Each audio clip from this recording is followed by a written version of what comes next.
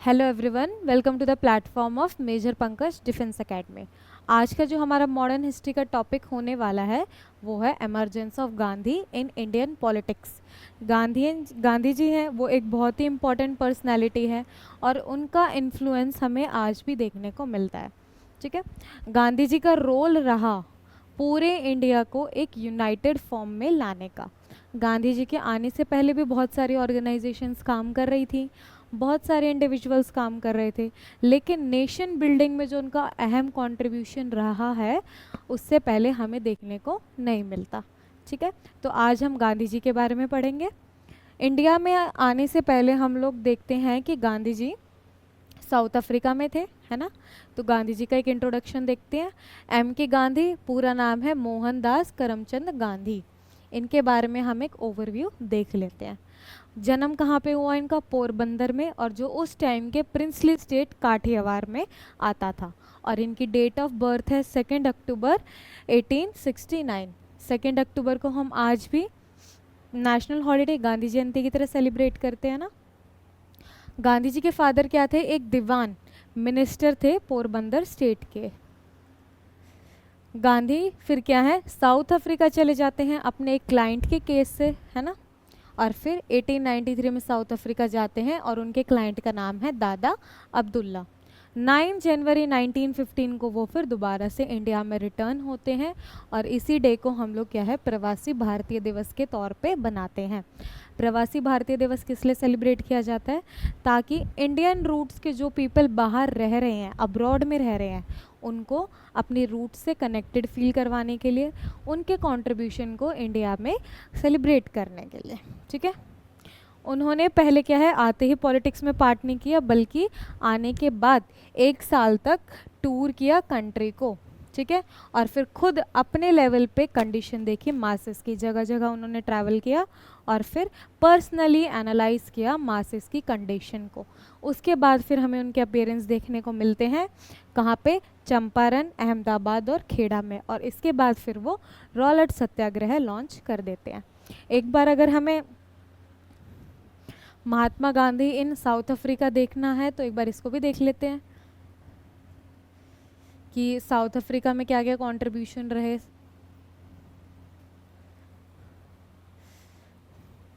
पिछली स्लाइड में हमने देखा वो अपने क्लाइंट के केस से रिलेटेड जाते हैं कहाँ पे? साउथ अफ्रीका में।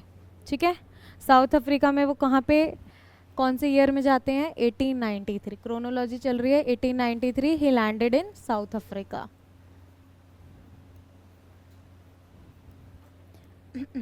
फिर क्या होता है, उनका एक गुजराती फ्रेंड है जिसका नाम है दादा अब्दुल्ला, उनकी हेल्प के लिए। ठीक है, उसके बाद वहाँ पे क्या है, उनको फेस करना पड़ता है और वहाँ पे वो कंडीशंस भी देखते हैं लोगों की कि वहाँ क्या कंडीशन है, रेशियल डिस्क्रिमिनेशन।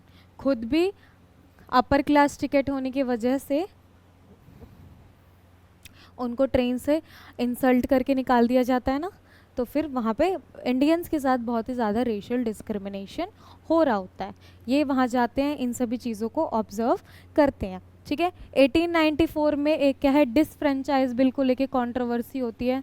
उस डिसफ्रेंचाइज बिल को भी गांधी जी अपोज करते हैं और ये कहाँ पे है? नेटल में।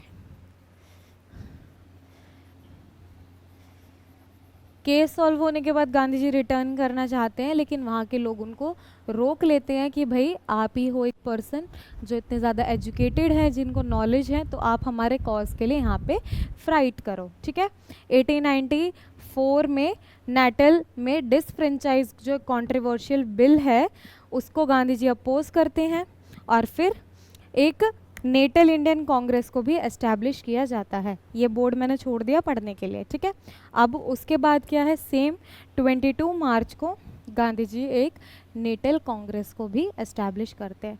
22 मार्च ही एस्टैब्लिश्ड नेटल कांग्रेस। ठीक है,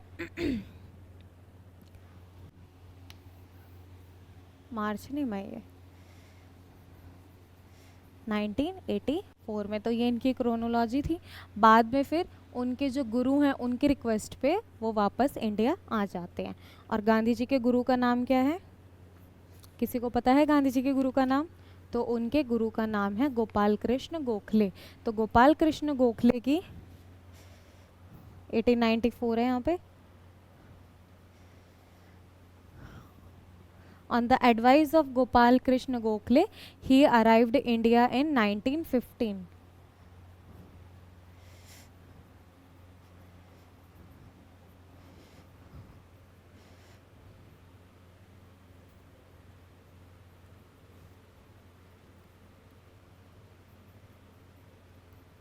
ठीक है, ये उनकी लाइफ की क्रोनोलॉजी चल रही है। 1915 से 1916 तक पूरे इंडिया में वो टूर करते हैं, इंडिया के लोगों की कंडीशन को वो यहाँ पे देखते हैं। ठीक है ठीक है, अब उनके वर्क्स देख लेते हैं एक बार, कहाँ कहाँ पे उन्होंने पार्टिसिपेट किया। 1917 में वो चंपारण सत्याग्रह में पार्टिसिपेट करते हैं। चंपारण सत्याग्रह में जो वो मेथड यूज़ कर रहे हैं वो है सिविल डिसोबीडेंस। तो सिविल डिसोबीडेंस से पहले सिविल डिसोबीडेंस के मेथड को गांधी जी ने कहाँ पे फॉलो किया? चंपारण में। यहाँ पे गांधी जी से रिक्वेस्ट किसने की थी? राजकुमार शुक्ला ने। और यहाँ पे प्रॉब्लम क्या थी? फार्मर्स की प्रॉब्लम थी इंडिगो प्लांटर से रिलेटेड, मतलब कि इंडिगो प्लांटेशन जो है जिससे लैंड की फर्टिलिटी डाउन हो रही है और ऊपर से पेजेंट्स को फोर्स किया जा रहा है ताकि इंडिगो को प्लांट करें। उसके बाद क्या कंडीशन हुई? इंटरनेशनल मार्केट में नेचुरल इंडिगो की डिमांड डाउन चली गई, जिससे प्लांटर्स को बहुत सारा लॉस फेस करना पड़ा। यूरोपियन प्लांटर्स क्या है? पेजेंट्स को फोर्स कर रहे हैं कि वो अपने 3/20 पार्ट ऑफ द लैंड पे इंडिगो को प्रोड्यूस करें, और इसी 3/20 पार्ट ऑफ द लैंड पे जो ग्रोइंग का प्रोसेस हो रहा है उसको हम लोग बोलते हैं तिन कठिया सिस्टम। फर्दर मोर क्या होता है? 1900s में इंडिगो की फैक्ट्री जो बिहार में है उसमें क्या है? हमें डिक्लाइन देखने को मिलता है क्योंकि कंपटीशन बढ़ता है। फर्दर मोर 1900 के बाद जो इंडिगो की फैक्ट्रीज़ है बिहार में, ये वापस वही लाइन होगी, इसको छोड़ दो, क्योंकि यूरोपियन सिंथेटिक इंडिगो की डिमांड अब बढ़ रही है और जो नेचुरल इंडिगो है उसकी डिमांड डाउन में जा रही है, तो जिससे प्लांटर्स को लॉस हुआ।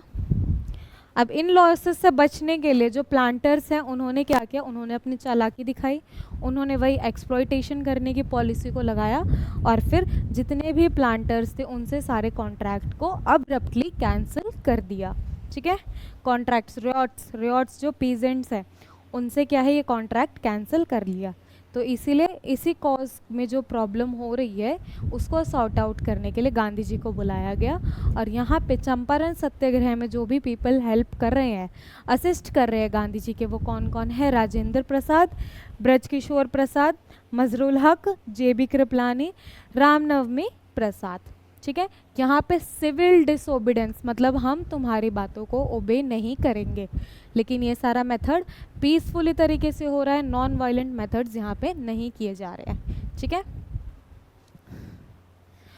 3 मेन इंसिडेंट है, तीनों जगह अलग अलग अपनी स्ट्रैटेजी को फॉलो करेंगे गांधी जी। तो मैच द फॉलोइंग में भी ये क्वेश्चन आ सकता है। नेक्स्ट जो जगह है वहाँ पे ये अपना प्रेजेंट दिखाएंगे, वो है अहमदाबाद। अहमदाबाद में क्या है? एक मिल स्ट्राइक हो रही है और ये 1918 का टाइम है।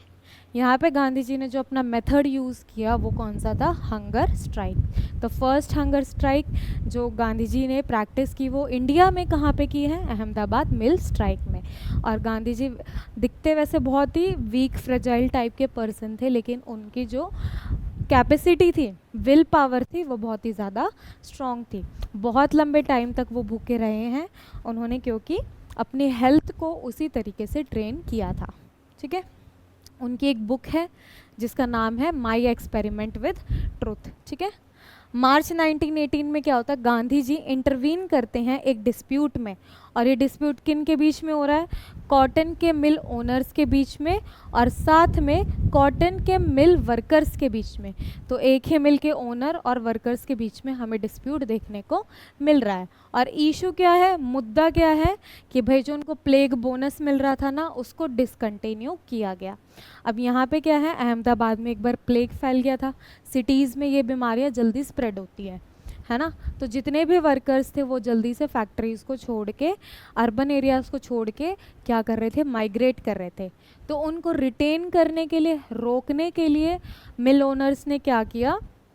इंसेंटिवाइज, उनको बोनस देना शुरू कर दिया। तो कुछ टाइम दिया, जब नॉर्मल कंडीशन हो गई तो इस बोनस को डिसकंटिन्यू करने का डिसीजन लिया गया, जिससे मिल वर्कर्स बिल्कुल भी खुश नहीं थे और दोनों के बीच में एक टसल, डेडलॉक क्रिएट हो जाता है।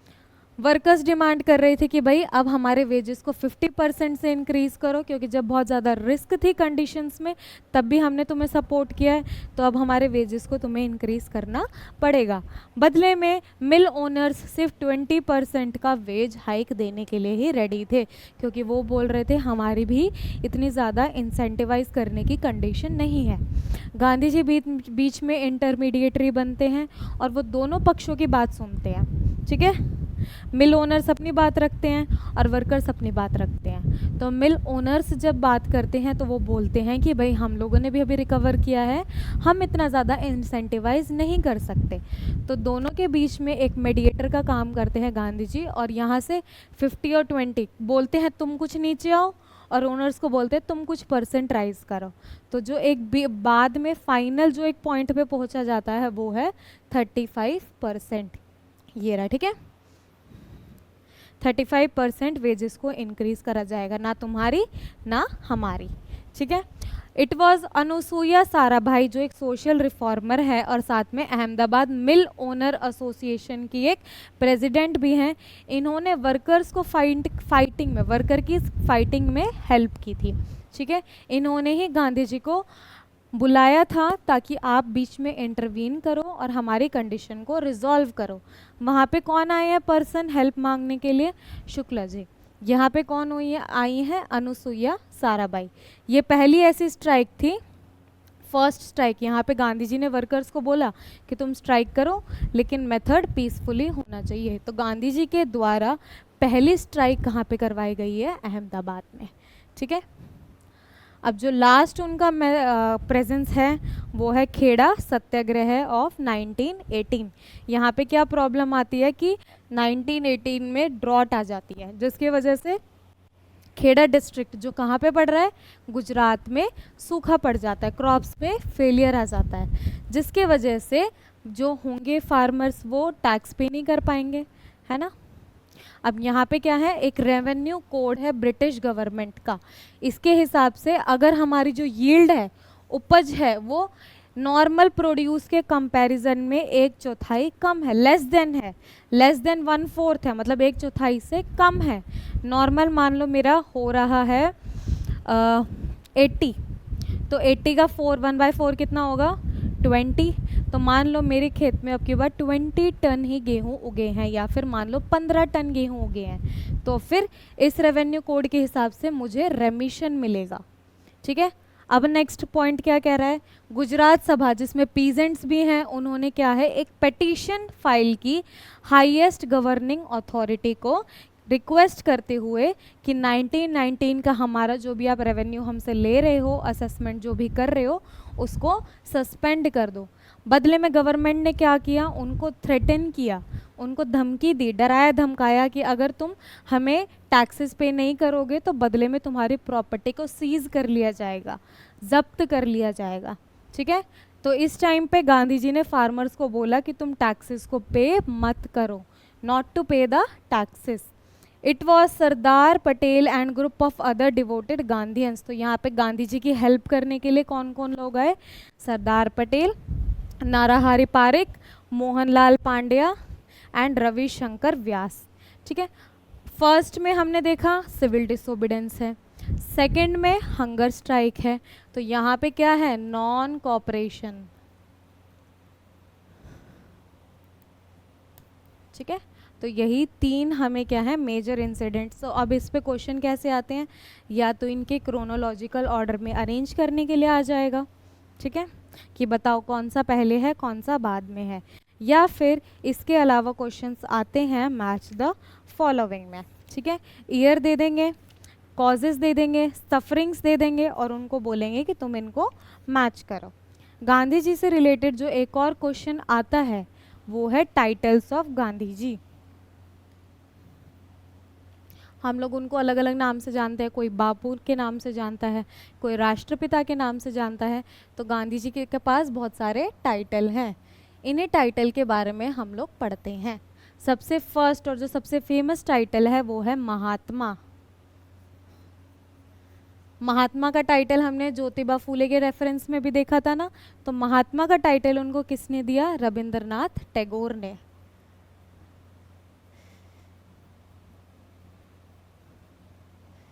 रविंद्रनाथ टैगोर फेमस है, और रविंद्रनाथ टैगोर ने कौन से 2 नेशंस का राष्ट्रगान लिखा है, और ईयर कौन सा है? 1917। सेकेंड जो टाइटल है वो है राष्ट्रपिता, फादर ऑफ नेशन।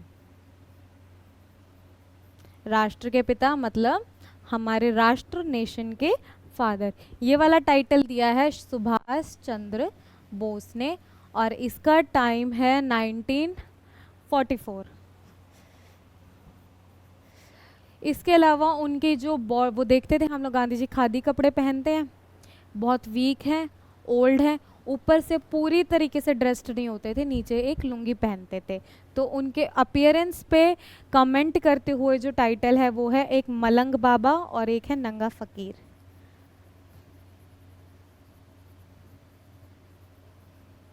स्लैश डाल के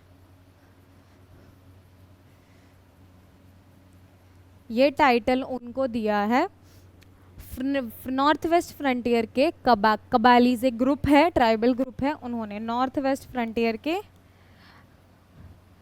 कबालीज ग्रुप ने। विंस्टन चर्चिल ने भी एक सेम टू सेम ऐसा टाइटल दिया है। विंस्टन चर्चिल कौन थे? विंस्टन चर्चिल ने भी एक जो टाइटल दिया है वो है हाफ नेकेड संत।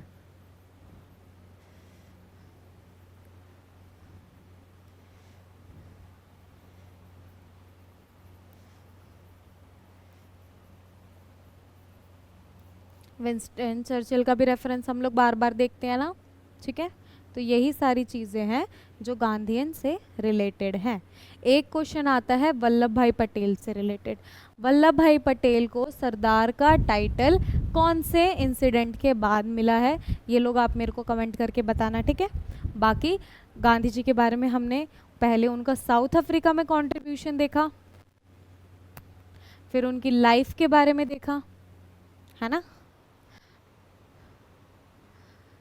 उनके गुरु के बारे में देखा, कौन है उनके गुरु, कांग्रेस जो उन्होंने साउथ अफ्रीका में स्टैब्लिश की, इंडिया में कब आए, और जिस दिन इंडिया आए हैं उस डे को हम लोग प्रवासी भारतीय दिवस के तौर पे सेलिब्रेट करते हैं, ठीक है।